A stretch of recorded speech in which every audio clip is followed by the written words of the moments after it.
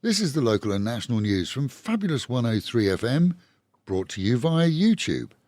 And it would be fabulous if you subscribed to our YouTube page, with the promise in the future that at different times we'll have subjects that are only available to those who subscribe. So please, subscribe to our YouTube channel. It's easy. Click the subscribe button, and at the same time, click the like button too. As the investigation into the child prostitution ring in Suratani involving a children's home is stepped up, so the weekend saw police arrest the son of a local politician as another suspected trafficker. Lieutenant General Surachate, charged with overseeing the police operation, told press that a Deputy Director General of the group that operates the home faces charges of complicity and attempting to coerce others in the home into dispersing of what was effectively valuable evidence. That man's now been relieved of his post at the home, as some 10 others, amongst them local teachers, doctors and members of the armed forces, have been allowed bail, with sureties of 200,000 baht per person. With all children involved now in witness protection centres in Bangkok, we're told that they too received threats and in some cases were assaulted to silence them. This then is expected to become a major operation, giving the police a far reach into a seedy ring of people involved, and it's predicted that many will name others involved too. Who? We've yet to be advised, as a veil has been cast over the investigation to allow it to continue unimpeded.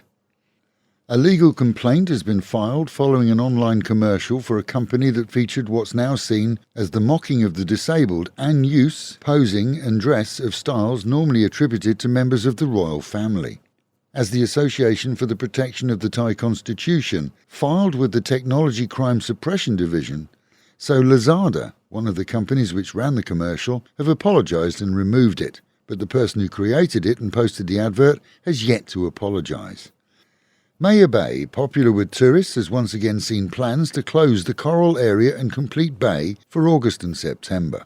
3 years of being closed has seen the area naturally rehabilitate from damage caused by thousands of tourists.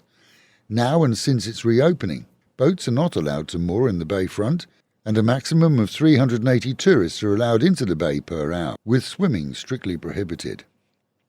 In Prachuap an investigation is underway after the shootout by so far unnamed authorities or locals that involved a pickup truck full of illegal Burmese immigrants. Police and medics who attended the scene found one man dead and others with gunshot wounds, with more hiding in bushes. Local reports indicate that the truck sped through a checkpoint, seeing so-called officials chasing the truck and opening fire. Flash floods across the country were reported over the weekend, which saw heavy storms in most areas. This morning, the Met Office advises that the rainy monsoon season will effectively begin mid this month. Most cities are sending out teams to inspect and clear drainage systems and make sure that nothing blocks street drain grills. This as a warning was issued for small boats in the Gulf to avoid high waves and storms, which are currently evident. Meanwhile, at home and in our own region, the province this morning reported 197 cases of COVID around the region detected through PCR testing. In the same period, 1,297 patients failed ATK tests. Nationally, the figures are 6,488 this morning, with 12,755 people recovered and a further 55 deaths attributed to the virus.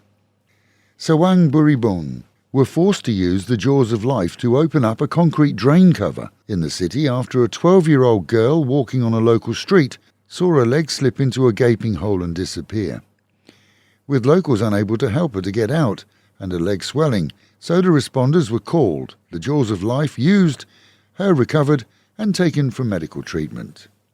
An elderly Norwegian man committed suicide in his Banglamung home over the weekend after first writing numerous cryptic messages around the house, stating that he would return to haunt.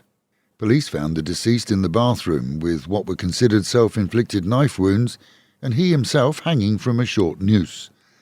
The messages he wrote promised to haunt the house. That alone will reduce its value for potential buyers, as many here, especially locals, are superstitious. The 74-year-old was removed to Bangkok for autopsy as his embassy was duly informed. And Bira Racetrack was busy on Sunday, seeing numerous races with all types of vehicles from the tiny ones through to trucks. With a 3-day event planned for next weekend, it's well worth the trip out, as it's very close to Pattaya. And with the Met Office promising highs today of 30 degrees, dropping down to 26, an overcast and humid day with the chance of stray storms.